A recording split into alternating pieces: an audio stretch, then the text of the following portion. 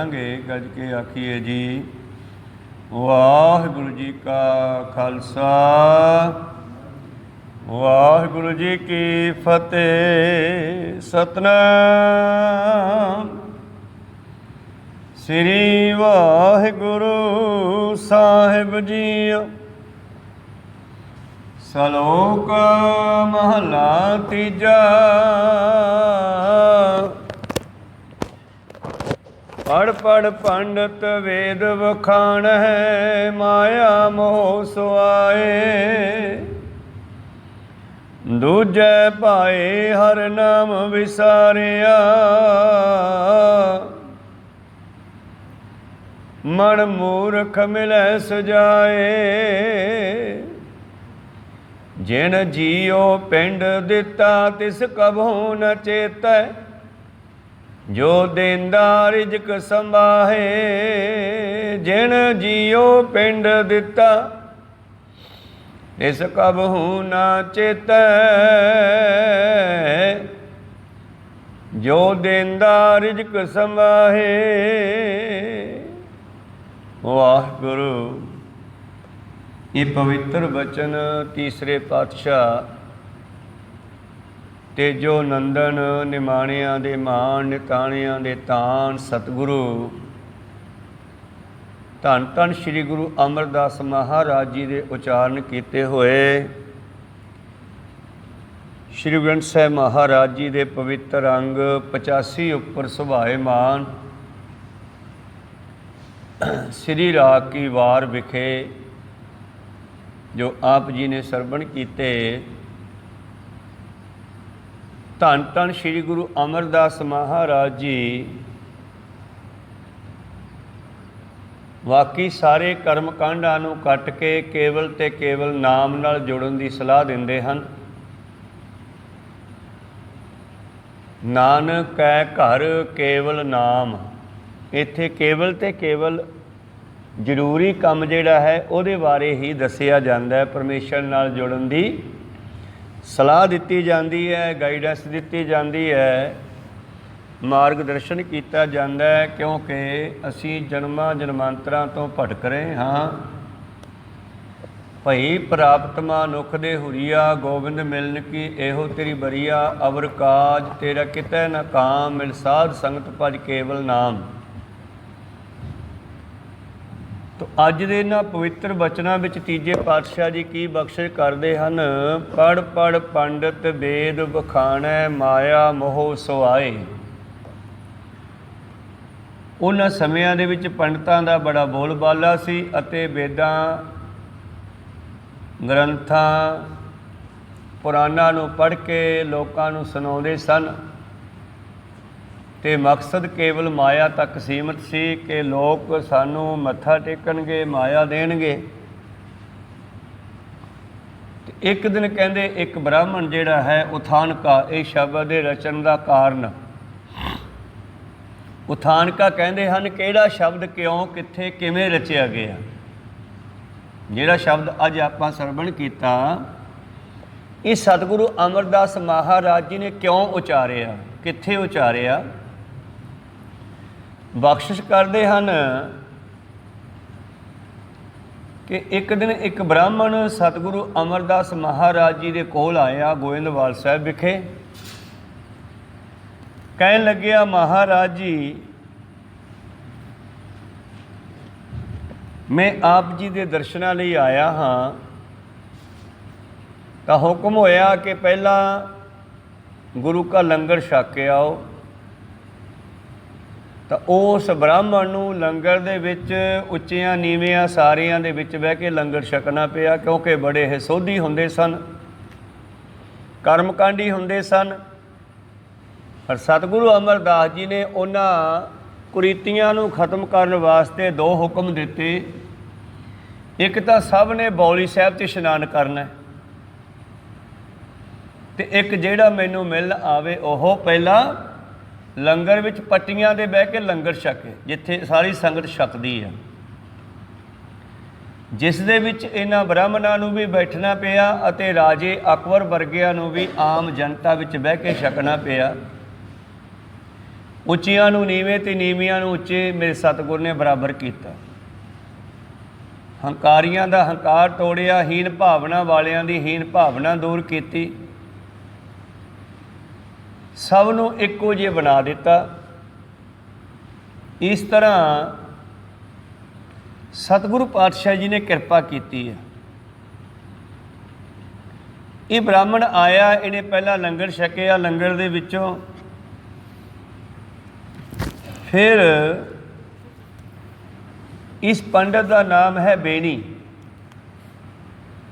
ਤੇ ਇਹ ਬੇਨੀ ਪੰਡਤ ਕਹਿਣ ਲੱਗਿਆ ਸਤਿਗੁਰਾਂ ਦੇ ਕੋਲ ਪਹੁੰਚ ਕੇ, ਕਹਿੰਦਾ ਜੀ ਮੈਂ ਬਹੁਤ ਪੜ੍ਹਿਆ ਲਿਖਿਆ ਹੋਇਆ ਹਾਂ, ਜੇ ਤੁਸੀਂ ਕਹੋ ਤਾਂ ਮੈਂ ਤੁਹਾਡੇ ਸਿੱਖਾਂ ਨੂੰ ਵਿਦਿਆ ਪੜ੍ਹਾ ਦਿਆ ਕਰਾਂ।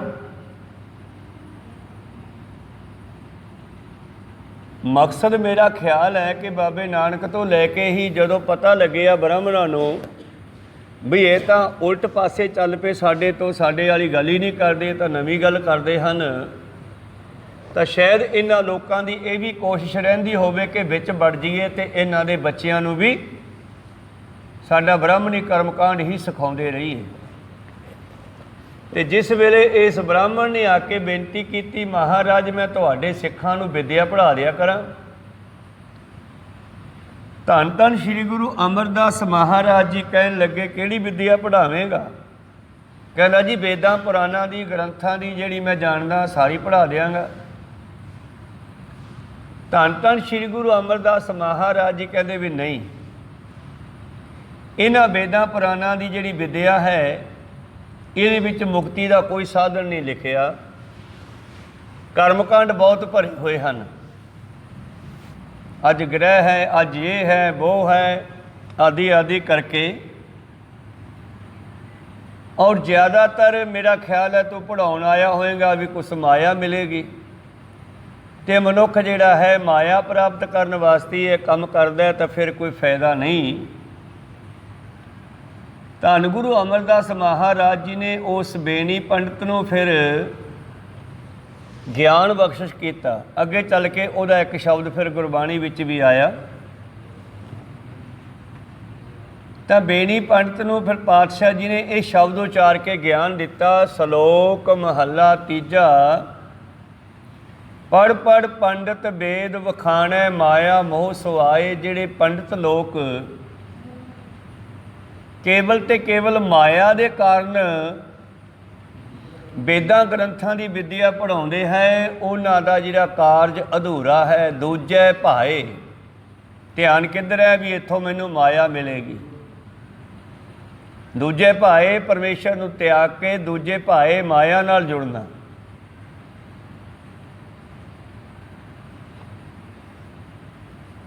ਪਾਤਸ਼ਾਹ ਜੀ ਕਹਿੰਦੇ ਜਿੰਨਾ ਚਿਰ ਇਹ ਮਨੁੱਖ ਪਰਮੇਸ਼ਰ ਨਾਲ ਜੁੜਨ ਦੀ ਗੱਲ ਨਹੀਂ ਕਰਦਾ, ਕੇਵਲ ਮਾਇਆ ਨਾਲ ਜੁੜਿਆ ਹੋਇਆ ਅਤੇ ਮਾਇਆ ਨਾਲ ਜੁੜਨ ਦੀਆਂ ਗੱਲਾਂ ਕਰਦਾ ਹੈ, ਉਹਨਾਂ ਚਿਰ ਇਹਦਾ ਕਾਰਜ ਅਧੂਰਾ ਹੈ।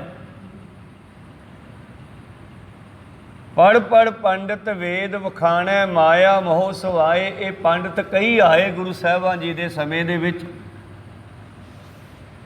ਜਿਵੇਂ ਪੰਡਤ ਹਰਦਿਆਲ ਦੇ ਸਮੇਂ ਗੁਰੂ ਨਾਨਕ ਦੇਵ ਜੀ ਨੂੰ ਜਨੇਊ ਪਾਉਣ ਦੀ ਸਲਾਹ ਕੀਤੀ ਮਹਿਤਾ ਕਾਲੂ ਜੀ ਨੇ, ਅਤੇ ਪੰਡਤ ਹਰਦਿਆਲ ਜਦ ਜਨੇਊ ਲੈ ਕੇ ਹੋਰ ਕਈ ਪੰਡਤਾਂ ਸਮੇਤ ਇਹਨਾਂ ਦੇ ਘਰ ਆਇਆ ਅਤੇ ਪਾਤਸ਼ਾਹ ਜੀ ਨੇ ਉਹ ਜਨੇਊ ਪਵਾਇਆ ਨਹੀਂ,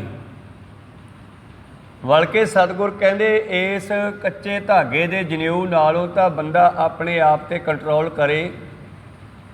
ਜਨੇਊ, ਟੱਗ, ਅੱਜ ਦਾ ਸ਼ਬਦ ਬ੍ਰੇਕ, ਕੰਟਰੋਲ, ਗੁਰਮਤਿ ਮੁਤਾਬਕ ਰਹਿਤ ਬਹਿਤ। ਜੇ ਮਨੁੱਖ ਦੇ ਵਿੱਚ ਰਹਿਤ ਬਹਿਤ ਨਹੀਂ, ਆਪਣੇ ਇੰਦਰੀਆਂ 'ਤੇ ਕੰਟਰੋਲ ਨਹੀਂ, ਬ੍ਰੇਕ ਨਹੀਂ, ਤਾਂ ਇਹ ਧਾਰਮਿਕ ਚਿੰਨ੍ਹ ਵੀ ਕੀ ਕਰਨਗੇ। ਪਾਤਸ਼ਾਹ ਜੀ ਨੇ ਫਿਰ ਉੱਥੇ ਉਚਾਰਨ ਕੀਤਾ ਆਸਾ ਦੀ ਵਾਰ 'ਚ ਸ਼ਬਦ, ਤੱਗ ਨ ਪੈਰੀ ਤੱਗ ਨ ਹੱਥੀ। ਤੱਗ ਕਹਿੰਦੀ ਹੈ ਜਨੇਊ ਨੂੰ। ਕਿਸੇ ਨੇ ਗੀਤ ਗਾਇਆ ਸੀਗਾ ਕਿ ਤੱਗ ਟੁੱਟ ਗਿਆ ਸਾਰੀ ਦੁਨੀਆ ਦਾ, ਅਤੇ ਜੇ ਕਿਸੇ ਗੱਡੀ ਦੇ ਬ੍ਰੇਕ ਫੇਲ ਹੋ ਜਾਣ ਫਿਰ ਕੀ ਹੁੰਦਾ? ਐਕਸੀਡੈਂਟ ਹੀ ਹੁੰਦੇ ਆ ਨਾ, ਆਪ ਵੀ ਮਰਦਾ, ਹੋਰ ਵੀ ਕਈਆਂ ਨੂੰ ਮਾਰਦਾ। ਇਹ ਦੁਨੀਆ ਦਾ ਧਰਮ ਦਾ ਜਿਹੜਾ ਬ੍ਰੇਕ ਆ ਉਹ ਟੁੱਟ ਚੁੱਕੇ ਆ। ਮਨੁੱਖ ਧਰਮ ਤੋਂ बाहर हो चुके हैं। इस करके ही दुनिया विच अनेकों तरह के एक्सीडेंट गड्डियां दे नहीं मनुखों के अंदर भी हो रहे हैं तो बाहर भी हो रहे हैं। तग न पैरी तग न हाथी ना पैरों ते कंट्रोल है ना हत्थां ते कंट्रोल है। तग न जेवा तग न अखी ना जीभ ते जनेऊ है। ना जीभ ते ब्रेक हैं ना अखां ते ब्रेक है। तग न जेबा तग न अखी बेतगा ये आप दे उत्ते कंट्रोल नहीं दूजिया नूं कहना है कर लो को सतनाम सी। तग न जेबा तग न अखी बेतगा आपे वतै वट धागे आवरा घटै। ते वो धागा वो जनेऊ पाउण दा फिर भाड़ा लैंदा भाव माया लैंदा। लै भाड़ दक्षिणा जिन्होंने दक्षिणा कहते हैं लोग तो दक्षिणा तो किसी मंगते नूं पाई जाती है।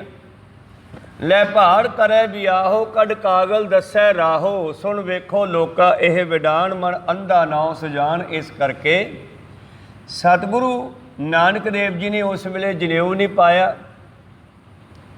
उस तो अगे भी गुरुआं नूं समय समय ते ब्राह्मण मिलते रहे। इन्हां ब्राह्मणां ने तीजे पातशाह ते केस भी कर दिता अकबर दे कोल लाहौर दे विच।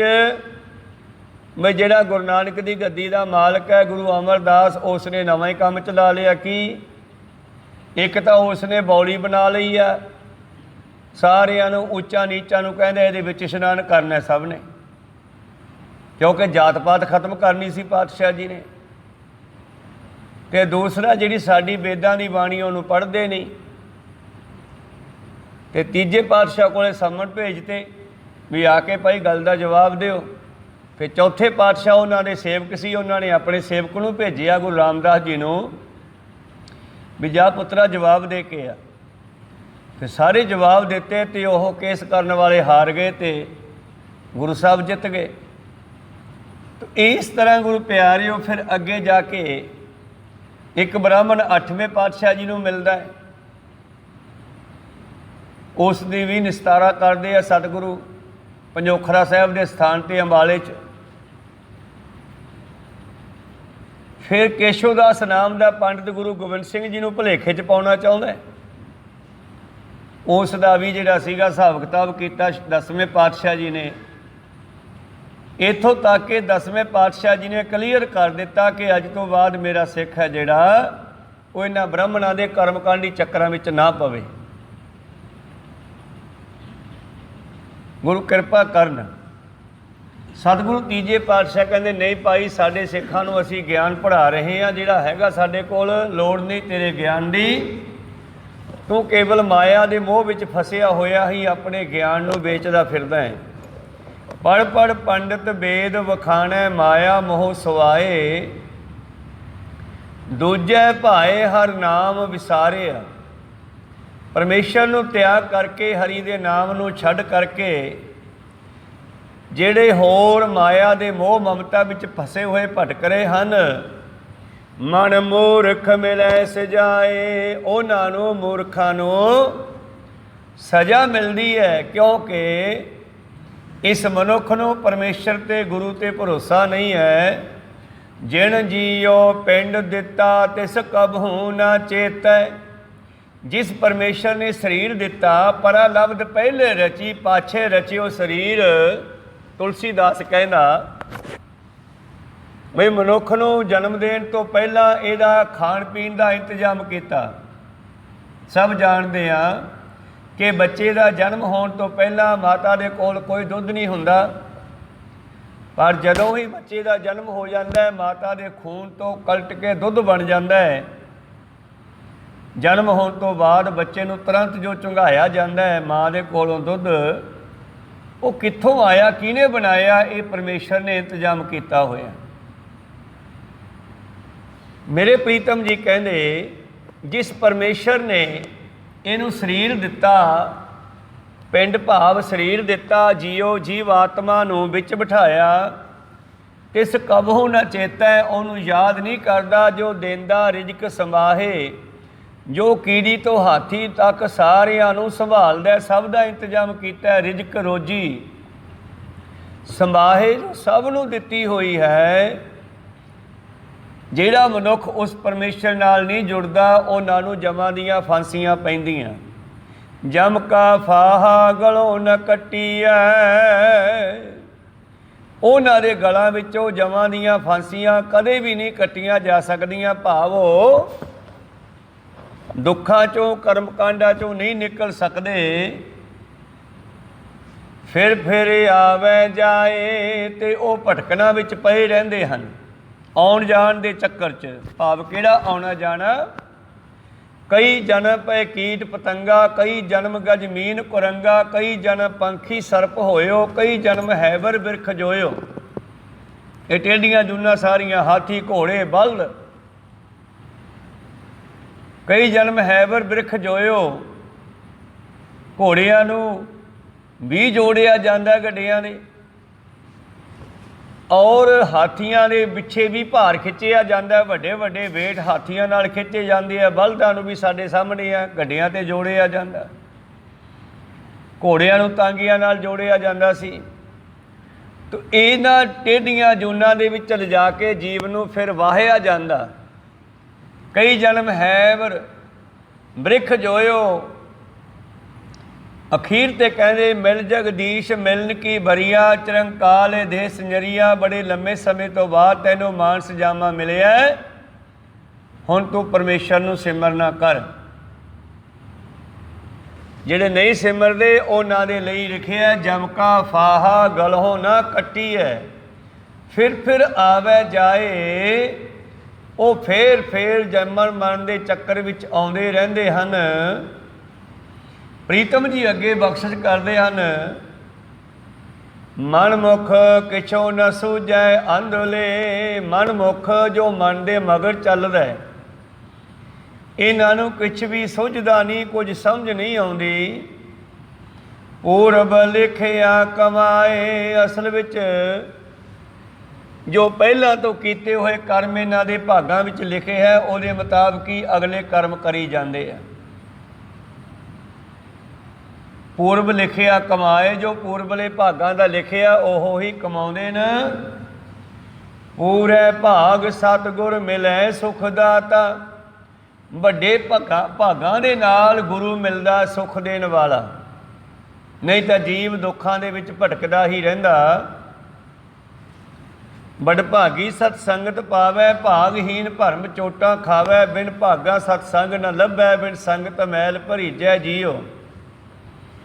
ਪੂਰੇ ਭਾਗ ਸਤਿਗੁਰ ਮਿਲੈ ਸੁਖ ਦਾਤਾ, ਨਾਮ ਵਸੈ ਮਨ ਆਏ। ਤੇ ਜਦੋਂ ਸਾਨੂੰ ਗੁਰੂ ਮਿਲਦਾ ਫਿਰ ਸਾਨੂੰ ਨਾਮ ਦੀ ਸਮਝ ਆਉਂਦੀ ਹੈ ਵੀ ਨਾਮ ਕੀ ਚੀਜ਼। ਨਾਮ ਤਾਂ ਬਹੁਤ ਹੈ ਨਾ, ਸਾਡੇ ਵੀ ਸਭ ਦੇ ਨਾਮ ਧਰੇ ਹੋਏ ਨੇ, ਪਰ ਇਹ ਝੂਠੇ ਨਾਮ ਹੈ, ਇਹ ਖਤਮ ਹੋਣ ਵਾਲੇ ਹੈ। ਇੱਕ ਪਰਮੇਸ਼ਰ ਦਾ ਨਾਮ ਹੈ ਜਿਹੜਾ ਸਦਾ ਰਹਿਣ ਵਾਲਾ ਹੈ। ਵਾਹਿਗੁਰੂ ਗੁਰਮੰਤਰ ਹੈ ਜਪ ਹਉਮੈ ਖੋਈ, ਨਾਮ ਰਹਿਓ ਸਾਧੂ ਰਹਿਓ। ਰਹਿਓ ਗੁਰ ਗੋਬਿੰਦ, ਕਹੋ ਨਾਨਕੇ ਜਗਤ ਮੈਂ ਕਿਨ ਜਪਿਓ ਗੁਰਮੰਤ। ਨਾਮ ਰਹੇਗਾ, ਨਾਮ ਵਾਲਾ ਪਰਮੇਸ਼ਰ ਹਮੇਸ਼ਾ ਰਹੇਗਾ। ਨਾਮ ਜਪਣ ਵਾਲੇ ਰਹਿਣਗੇ। ਜਿਵੇਂ ਅੱਜ ਅਸੀਂ ਭਗਤਾਂ ਨੂੰ ਜਾਣਦੇ ਹਾਂ, ਪਰ ਉਹਨਾਂ ਦੇ ਸਮਕਾਲੀ ਰਾਜਿਆਂ ਨੂੰ, ਮੰਤਰੀਆਂ ਸੰਤਰੀਆਂ ਨੂੰ ਕੋਈ ਨਹੀਂ ਜਾਣਦਾ। ਪਤਾ ਨਹੀਂ ਕਿੰਨੇ ਮਰ ਕੇ ਖੱਪ ਗਏ, ਪਰ ਭਗਤ ਅਮਰ ਹੋ ਗਏ ਪਰਮੇਸ਼ਰ ਦਾ ਨਾਮ ਜਪਣ ਕਰਕੇ। ਪ੍ਰੀਤਮ ਜੀ ਕਹਿੰਦੇ ਪੂਰੇ ਭਾਗ ਸਤਿਗੁਰ ਮਿਲੈ ਸੁਖ ਦਾਤਾ, ਨਾਮ ਵਸੈ ਮਨ ਆਏ। ਉਹਨਾਂ ਨੂੰ ਨਾਮ ਦੀ ਦਾਤ ਪ੍ਰਾਪਤ ਹੋ ਜਾਂਦੀ ਆ ਜਦੋਂ ਵੱਡੇ ਭਾਗਾਂ ਦੇ ਨਾਲ ਗੁਰੂ ਮਿਲ ਜਾਂਦਾ। ਗੁਰੂ ਨਾਮ ਦ੍ਰਿੜ ਕਰਾਉਂਦਾ। ਸੁਖ ਮਾਣੈ ਸੁਖ ਪਹਿਨਣਾ, ਸੁਖ ਹੈ ਸੁਖ ਵਿਹਾਏ। ਫਿਰ ਉਹਨਾਂ ਦੀ ਜ਼ਿੰਦਗੀ ਸੁੱਖਾਂ ਦੇ ਵਿੱਚ ਬਤੀਤ ਹੁੰਦੀ ਹੈ। ਉਹ ਸੁੱਖ ਮਾਣਦੇ ਹਨ। ਸਰੀਰ ਦੇ ਅੰਦਰ ਵੀ ਸੁੱਖ ਤੇ ਬਾਹਰ ਵੀ ਸੁੱਖ ਪ੍ਰਾਪਤ ਹੁੰਦੇ ਹਨ। ਉਹਨਾਂ ਦੀ ਜ਼ਿੰਦਗੀ ਵਿਹਾਏ ਬਤੀਤ ਹੁੰਦੀ ਹੈ ਸੁੱਖਾਂ ਨੂੰ ਭੋਗਦਿਆਂ ਹੋਇਆਂ। ਨਾਨਕ ਸੋ ਨਾਉ ਮਨਹੁ ਨਾ ਵਿਸਾਰੀਐ। ਤਾਂ ਤੇ ਭਾਈ ਉਸ ਪਰਮੇਸ਼ਰ ਦੇ ਨਾਮ ਨੂੰ ਕਦੇ ਵੀ ਹਿਰਦੇ ਵਿੱਚੋਂ ਨਾ ਵਿਸਾਰੀਏ ਜਿਹੜਾ ਸਾਨੂੰ ਗੁਰੂ ਦੀ ਕਿਰਪਾ ਨਾਲ ਮਿਲਿਆ।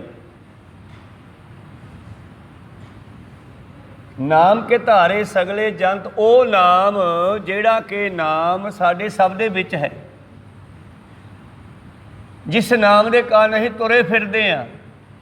ਇੱਕ ਤਾਂ ਨਾਮ ਸਾਡੇ ਵੀ ਰੱਖੇ ਹੋਏ ਆ, ਕੀੜੀ ਤੋਂ ਹਾਥੀ ਤੱਕ, ਪਰ ਇੱਕ ਉਹ ਨਾਮ ਹੈ ਜਿਹੜਾ ਨਾਮ ਸਾਡੇ ਜੀਵਨ ਦਾ ਆਧਾਰ ਹੈ, ਜਿਹੜਾ ਨਾਮ ਸਾਡੇ ਪ੍ਰਾਣਾਂ ਵਿੱਚ ਵਸਿਆ ਹੋਇਆ, ਸਵਾਸਾਂ ਵਿੱਚ ਰਮਿਆ ਹੋਇਆ। ਉਹ ਨਾਮ, ਉਸ ਨਾਮ ਦਾ ਨਾਮ ਸਤਿਗੁਰਾਂ ਨੇ ਵਾਹਿਗੁਰੂ ਰੱਖਿਆ।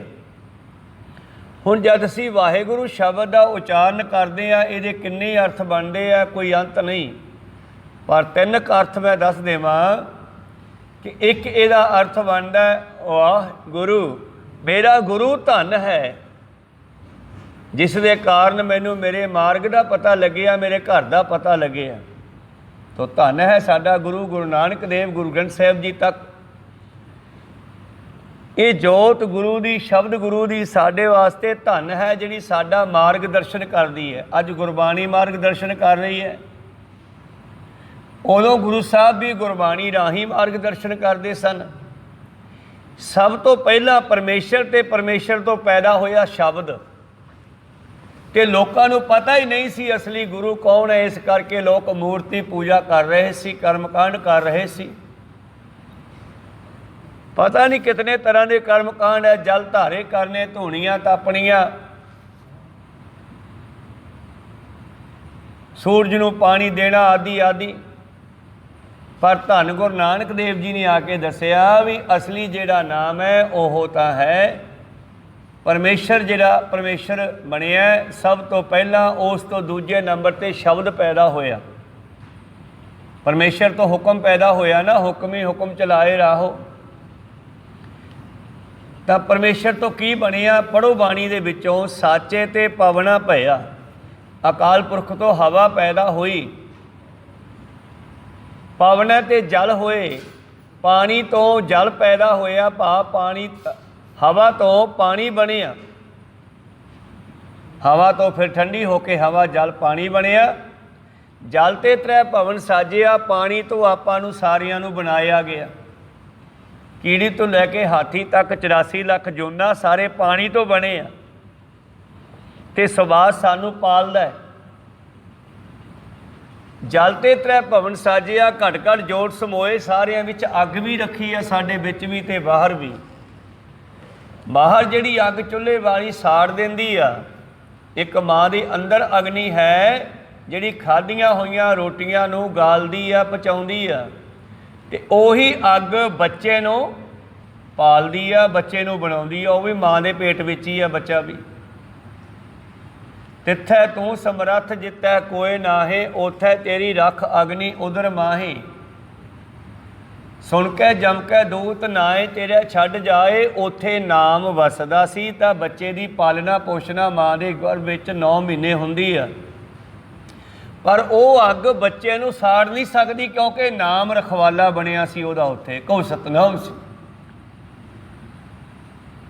ਸੁਣ ਕੇ ਜਮ ਕੇ ਦੂਤ ਨਾਏ, ਤੇਰੇ ਛੱਡ ਜਾਹੇ, ਭਉ ਜਲ ਬਿਖਮਸ ਗਾਹੋਂ, ਗੁਰ ਸ਼ਬਦੀ ਪਾਰ ਪਾਏ। ਉਹੀ ਨਾਮ ਜਿਹੜਾ ਬੱਚੇ ਨੂੰ ਮਾਂ ਦੇ ਪੇਟ ਵਿੱਚ ਪਾਲਦਾ, ਸੰਭਾਲਦਾ, ਉਹੀ ਨਾਮ ਤੈਨੂੰ ਇਸ ਭਵ ਜਲ 'ਚੋਂ, ਸੰਸਾਰ ਸਮੁੰਦਰ 'ਚੋਂ ਕੱਢ ਕੇ ਲਿਜਾ ਸਕਦਾ। ਉਸ ਨਾਮ ਦੀ ਖੋਜ ਕਰ।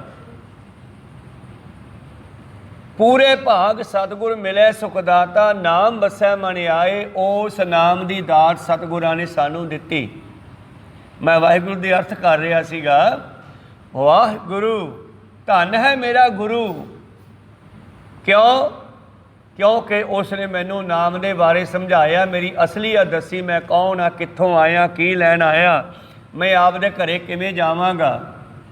ਇਸ ਕਰਕੇ ਮੇਰਾ ਗੁਰੂ ਧਨ ਹੈ। ਦੂਸਰਾ ਅਰਥ, ਚਾਰੇ ਅੱਖਰਾਂ ਨੂੰ ਅਲੱਗ-ਅਲੱਗ ਕਰ ਲਓ। ਵਾਹ ਹੈ ਗੁਰੂ।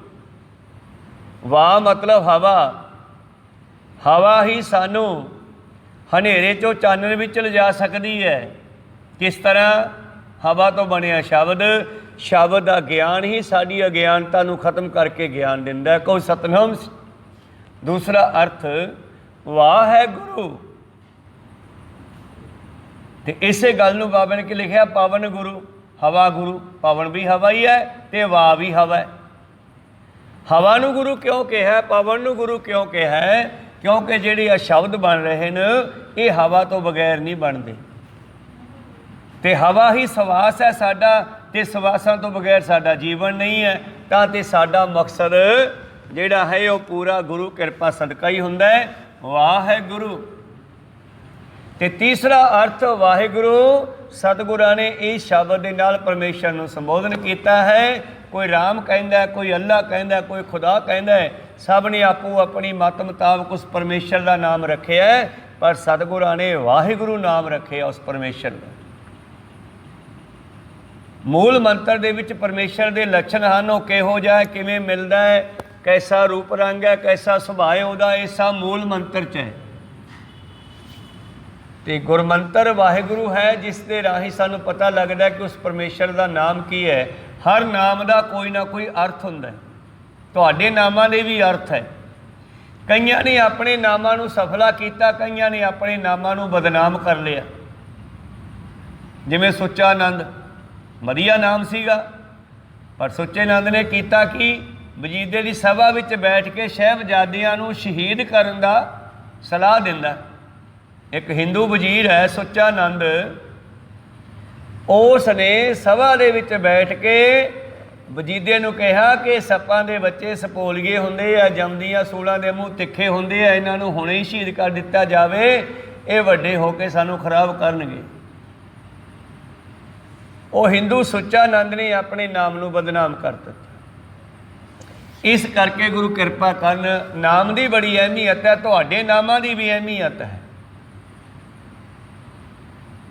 ਸਤਿਗੁਰਾਂ ਨੇ ਸਿੱਖਾਂ ਦੇ ਨਾਮ ਚੜ੍ਹਦੀ ਕਲਾ ਦੇ ਰੱਖੇ। ਮੁਸਲਮਾਨ ਵੀ ਆਪਣੇ ਸਮੇਂ ਦੇ ਵਿੱਚ ਆਪਣੇ ਬੱਚਿਆਂ ਦੇ ਨਾਮ ਇਸ ਤਰ੍ਹਾਂ ਦੇ ਰੱਖਦੇ ਸਨ ਕਿ ਪਤਾ ਲੱਗੇ ਵੀ ਕੋਈ ਯੋਧਾ ਹੈ। ਇਸ ਕਰਕੇ ਸਤਿਗੁਰਾਂ ਨੇ ਨਾਮ ਵੀ ਸਾਡੇ ਚੜ੍ਹਦੀ ਕਲਾ ਦੇ ਰੱਖਣ ਦਾ ਹੁਕਮ ਦਿੱਤਾ, ਤੇ ਨਾਲ ਸਾਡੇ ਸਿੰਘ ਸ਼ਬਦ ਵੀ ਲਾ ਦਿੱਤਾ ਬਈ ਇਹ ਸ਼ੇਰ ਹੈ, ਗੁਰੂ ਕਾ ਸ਼ੇਰ ਹੈ, ਗੁਰੂ ਕਾ ਸਿੰਘ ਹੈ। ਇਸ ਤਰ੍ਹਾਂ ਨਾਮਾਂ ਦੀ ਬੜੀ ਅਹਿਮੀਅਤ ਹੈ, ਪਰ ਇੱਕ ਨਾਮ ਹੈ ਸਭ ਤੋਂ ਉੱਤਮ, ਜਿਸ ਦੇ ਕਾਰਨ ਸਾਡੀ ਅਹਿਮੀਅਤ ਬਣੇਗੀ, ਉਹ ਹੈ ਵਾਹਿਗੁਰੂ ਨਾਮ। ਸੁਖਦਾਤਾ, ਜਦੋਂ ਗੁਰੂ ਮਿਲਦਾ ਹੈ, ਸੁਖਦਾਤਾ, ਸੁਖ ਦੇਣ ਵਾਲਾ ਨਾਮ ਸਾਨੂੰ ਦਿੰਦਾ ਹੈ। ਫਿਰ ਸੁਖ ਮਾਣੈ ਸੁਖ ਪਹਿਨਣਾ, ਸੁਖ ਹੈ ਸੁਖ ਵਿਹਾਏ। ਫਿਰ ਉਸ ਨਾਮ ਨੂੰ ਜੀਵਨ ਦੇ ਵਿੱਚ ਧਾਰਨ ਕਰ ਲਓ। ਨਾਨਕ ਸੋ ਨਾਉ ਮਨਹੁ ਨਾ ਵਿਸਾਰੀਐ। ਇਹ ਨਾਮ ਤੁਹਾਡੇ ਨਾਲ ਧੁਰ ਤੱਕ ਜਾਣ ਵਾਲਾ ਹੈ। ਜਿਤ ਦਰ ਸੱਚੈ ਸ਼ੋਭਾ ਪਾਏ, ਇੱਥੇ ਵੀ ਵਡਿਆਈ ਤੇ ਉੱਥੇ ਵੀ ਵਡਿਆਈ ਦਿਵਾਉਣ ਵਾਲਾ ਹੈ। ਜਿਸ ਲਾਲ ਨੂੰ ਵੇਚਣ ਦੇ ਲਈ ਮਰਦਾਨਾ ਜਾਂਦਾ ਹੈ, ਪਹਿਲਾਂ ਤਾਂ ਦੁਨੀਆ ਉਹਦਾ ਮੁੱਲ ਪਾਉਂਦੀ ਹੈ 3 ਪੈਸੇ। ਕੋਈ ਕਹਿੰਦਾ ਵੀ ਮੇਰੇ ਕੰਮ ਦਾ ਤਾਂ ਹੈ ਨਹੀਂ, ਮਣਕਾ ਜਾ ਤੂੰ ਮਠਿਆਈ ਲੈ ਜਾ ਪਸੇਰੀ। ਕਹਿੰਦਾ ਨਹੀਂ ਜਾ ਰਹੇ, ਨਾ ਲਾਲ ਹੈ। ਮੇਰਾ ਮਾਲਕ ਕਹਿੰਦਾ ਸੀ ਇਹ ਲਾਲ ਹੈ। ਇੱਕ ਬਾਣੀਆ ਤਕੜੀ ਵਾਲਾ, ਪਰਚੂਨ ਵਾਲਾ, ਉਹਨੂੰ ਵਿਖਾਇਆ, ਕਹਿੰਦੇ ਆ ਮਾਲ ਵੇਚਣਾ ਸੀ। ਕਹਿੰਦਾ ਯਾਰ 3 ਪੈਸੇ ਆਉਂਦਾ ਹੈ, 3 ਪੈਸਿਆਂ ਦਾ ਸਮਾਨ ਲੈ ਜਾ, ਤੇ 3 ਪੈਸੇ ਲੈ ਜਾ, ਮੇਰੇ ਕੰਮ ਦਾ ਤਾਂ ਹੈ ਨਹੀਂ, ਮੈਂ ਤਕੜੀ ਦੇ ਬੋਦੇ ਤੇ ਬੰਨ ਲੂੰਗਾ। ਕੋਈ ਸਤਨਾਮ, ਕਹਿੰਦੇ ਮੈਂ ਨਹੀਂ ਐ ਵੇਚਦਾ। ਲਾਲ ਤਾਂ ਬੜੇ ਕੀਮਤੀ ਸੁਣੇ ਨਾ। ਮਰਦਾਨਾ ਪੁੱਠਾ ਮੁੜਿਆ ਆ, ਬਾਬਾ ਜੀ ਨੂੰ ਪੁੱਛਦਾ ਜੀ ਇਹ ਕਿੱਥੇ ਵੇਚਾਂ, ਇੰਨਾ ਕੁ ਪੈਸਾ ਮਿਲਦਾ ਹੈ। ਗੁਰੂ ਨਾਨਕ ਪਾਤਸ਼ਾਹ ਕਹਿਣ ਲੱਗੇ ਮਰਦਾਨਿਆ ਇਹ ਲਾਲ ਹੈ, ਕਿਸੇ ਜੌਹਰੀ ਨੂੰ ਵਿਖਾ।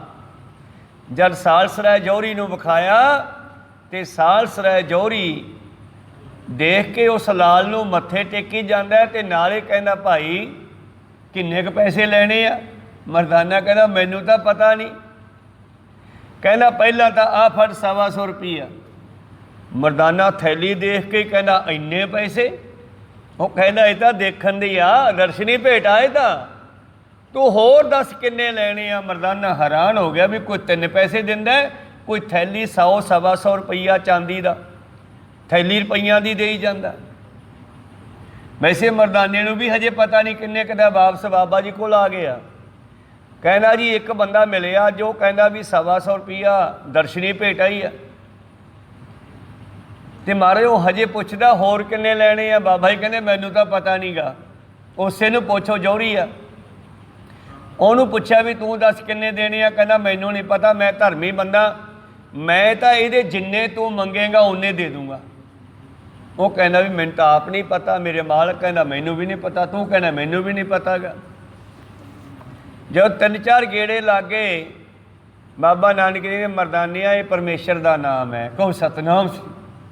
ये परमेश्वर का नाम है जिहड़ा तुहानूं दरगाह दे विच भी मदद करने वाला है। बेचना है कहना फिर नहीं मैं बेचदा, जे नहीं बेचदा फिर उहदी जिहड़ी थैली आ मोड़ के आ दर्शनी भेटा वाली। अज कोई जमीन बेचदे आ पहला बयाना फड़दे आ ना, भाई साहब जी ने वो बयाना भी नहीं दिता, देखण दे पैसे पक्के ही रख ला तू। मरदाना कहना भी असीं तां माल बेचना नहीं, आ फड़ आपदे पैसे। जौहरी कहना मैं वापस नहीं लेने ये पैसे, मैं दर्शन कर लिया, ऐसे सुंदर लाल दे करे दर्शन ही नहीं होए मैनू तां। मरदाना थैली सिट के भजे आया तो सौलसर जौहरी अपने अधरके नाम के नौकर नूं कहना मगरे जा भला कौन है लालां वाले, रोक मैं भी आउणा। तो मगरे अधरका नौकर गया भजिया तो बाबा जी बाहर फिरनी ते बैठे सीगे अपने साथियों समेत।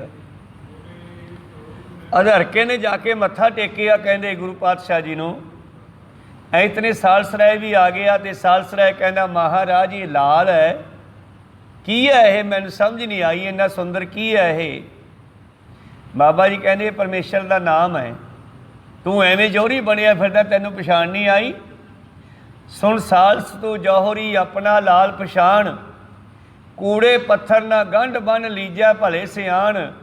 जे तू जौहरी है तो अपने आत्मक रूपी नाम रूपी लाल नूं पछाण जो तेरे अंदर है। नाम के धारे सगले जंत, नाम के धारे खंड ब्रह्मंड, नाम के धारे सिमरत वेद पुराण, नाम के धारे सुन ज्ञान ध्यान। ये ओ नाम है। फिर पातशाह जी ने उत्थे बख्शिश की। सालसराय तो पहला अधरके ने पछाणिया, कहते महाराज तुसीं तां फिर महापुरुष लगदे हो मैनूं। कहते हाँ। मरदाना कहन लग्या ये महापुरुष है बाबा नानक इन्हां दा नाम। कहने अच्छा जी। तो पातशाह कहन लगे सालसराय तेरे नौकर ने मैनू पहला पछाणे, इस करके मैं इसनूं इत्थों दी मंजी दिंदा हाँ। इस इलाके विच परमेश्वर दे नाम दा सतनाम दा जाप कराओ। उन्होंने सतनाम दा जाप कराउंदे ही ज़्यादा। वाहिगुरू नाम नूं प्रगट कीता 10वें जामे विच जाके।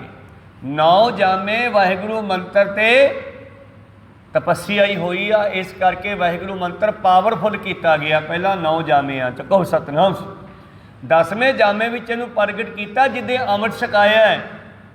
जो सिखां दे शरीर सिर कट के फिर सिरां नूं धड़ां दे कोल धर के फिर वाहिगुरू मंत्र दा 5 बाणियां दा नितनेम बाणी पढ़ के उहदे उत्ते जदों अमृत तैयार होया तो सिख दे मूँह विच पा के पहली बार उस दिन कहा सी बोल वाहिगुरू जी का खालसा वाहिगुरू जी की फतेह। उदों वाहिगुरू मंत्र प्रगट होया सी। तो खैर फिर पातशाह जी ने अधरके नूं उत्थों दी मंजी थापी, उत्थे प्रचार करन दा समां दिता। पर अधरके तो पहला उसदे मित्र उसदे मालक सालसराय नूं इस करके दिता। पातशाह कहंदे वैसे हक तां बनदा अधरके दा मंजी देण दा, ये प्रचार करे, पर तू इहदा मालक है। लोक लज्जिया करके मैं तैनूं पहला मंजी दिंदा, तेरी उम्र भी थोड़ी रह गई 2 साल कुछ महीने, उन्ना चिर तू प्रचार कर, फिर ये मंजी जड़ी अगे अधरके नूं देनी है, फिर ये प्रचार करे। इस करके उस नाम की गल करदा हाँ जिहड़ा तुहानूं दोवां जहानां विच वडियाई दिवावेगा। करता नानक सो नाओ मनो ना विसारी है, जिरदा सच्चे सोभा पाए महला तीजा, सतगुर सेव सुख पाया। पातशाह जी कहते जिन्हों ने सतगुर नूं सिमरिया उन्होंने हमेशा सुख मिलता है। सच नाम गुण तास, तास होंदा खजाना, ताशकंद एक शब्द होंदा सी पहला। ताशकंद रोटियां वाला छाबा जां कोई डब्बा कोई खजाना जिहदे विच कोई चीज़ पाई जाती है।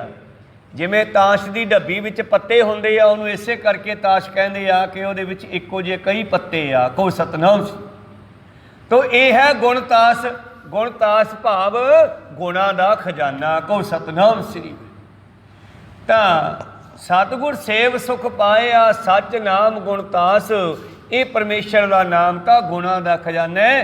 पता नहीं बंदे विच किन्ने गुण प्रगट कर देवे जे बंदा नाम नाल जुड़ जावे। को सतनाम। पता नहीं किन्ने गुण ये आ जान। गुरमति आप पछाणिया। ये नाम का खजाना जिहड़ा है ये प्रकाश भी करता है।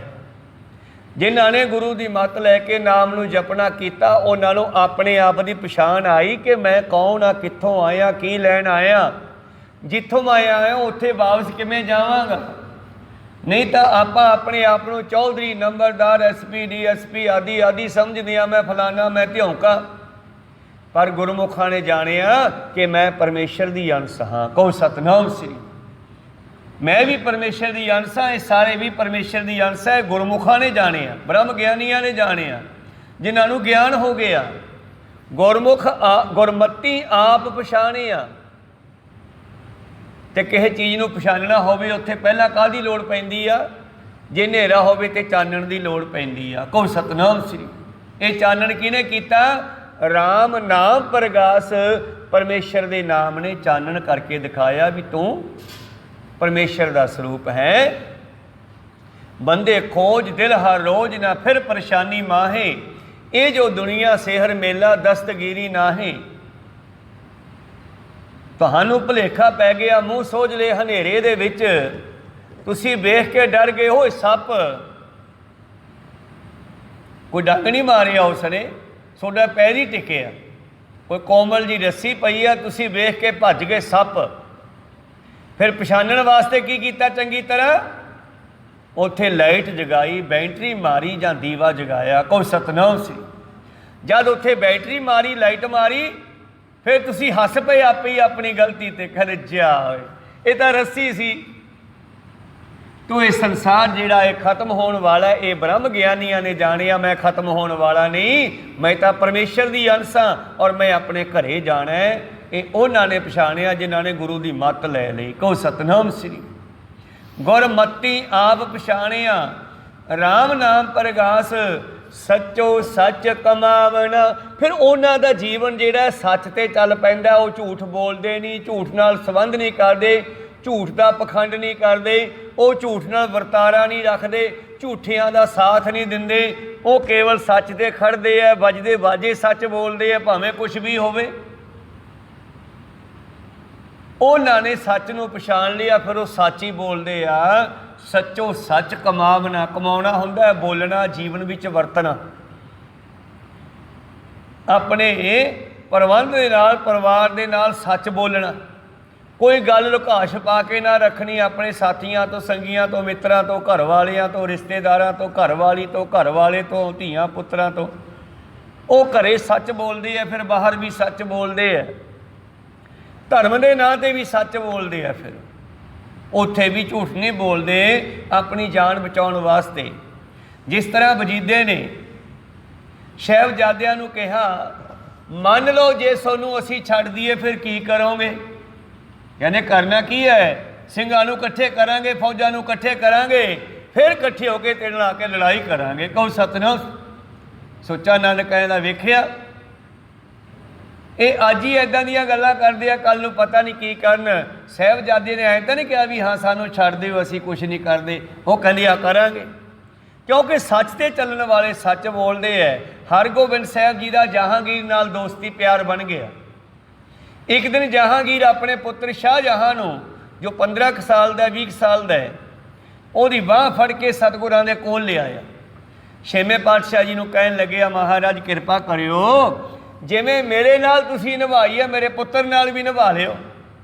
ते छेवें पातशाह ने की जवाब दिता पता? कहते जिवें ये निभाऊगा उवें असीं निभा लांगे। तो मुड़ के शाहजहां एंटी होया, लड़ाइयां होईयां। पातशाह ने लड़ाई का जवाब लड़ाई नाल दिता। तो पर जहांगीर नूं जे कहते भी हाँ तेरे वांगू निभावांगे, फिर झूठे पै जाते ना। उन्होंने पता सीगा भी पता नहीं आने वाले समय बंदा किहा किहड़ा किहो जिहा हो जे। इस करके कहते जिवें निभाऊगा उवें असीं निभा लांगे।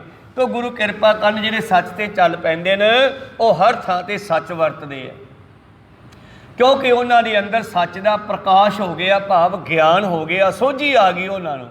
इत्थे प्रकाश बल्ब वर्गा जां सूरज वर्गा नहीं, ये ज्ञान का प्रकाश सूरजा तो भी परे है।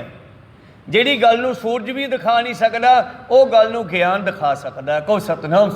जे 100 चंदा उगवे सूरज चढ़े 1000, इते चानण होंदियां गुरबिन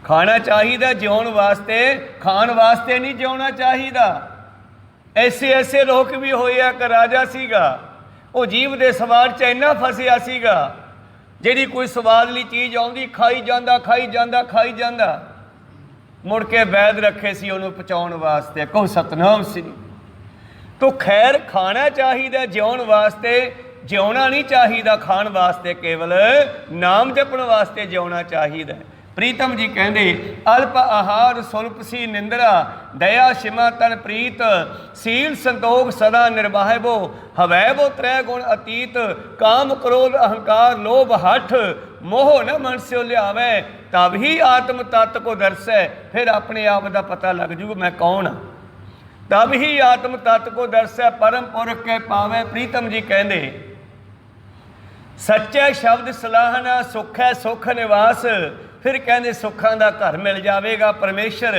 ਜਬ ਤਬ ਸੰਜਮ ਮਨੈ ਮਾਹੇ, ਬਿਨ ਨਾਵੇ ਤ੍ਰਿਗ ਜੀ ਵਾਸ, ਗੁਰਮਤੀ ਨਾਉ ਪਾਈ ਹੈ, ਮਨ ਮੁਖ ਮੋਹ ਬਿਨਾਸ਼।